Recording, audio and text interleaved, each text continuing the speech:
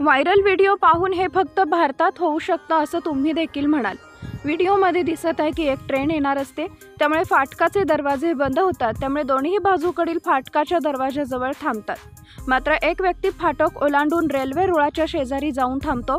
फाटक ओलांडल्यास येणारी रेल्वे जर जलद वेगात असेल तर त्या व्यक्तीचा मृत्यू होऊ शकतो। मात्र तरीही हातात एक पिशवी घेऊन हा व्यक्ती तिथे उभा असतो। तो जणू ट्रेनची वाट पाहतोय असं वाटतं। तिथे उपस्थित असलेले इतर व्यक्ती देखील या माणसाला पाहून चकित होतात। त्याला नेमकं काय करायचंय हे कुणालाच समजत नाही। थोड्या वेळाने ट्रेन येते। मोटारमन या व्यक्तीला पाहून ट्रेन थांबवतो। सर्वांना वाटतं या व्यक्तीचा जीव वाचवावा, त्यामुळे मोटरमॅनने ट्रेन थांबवली असेल। मात्र नंतर जे घडतं ते पाहून अनेक जण कपाळाला हात लावतात। तिथे उभा असलेला व्यक्ती हातात पार्सल घेऊन तिथे आलेला असतो। मोटरमन त्याला पाहून ट्रेन थांबवतो आणि आपला पार्सल घेतो। ही सर्व दृश्य तिथे उपस्थित असलेल्या एका व्यक्तीने आपल्या कॅमेऱ्यात कैद केली आहे।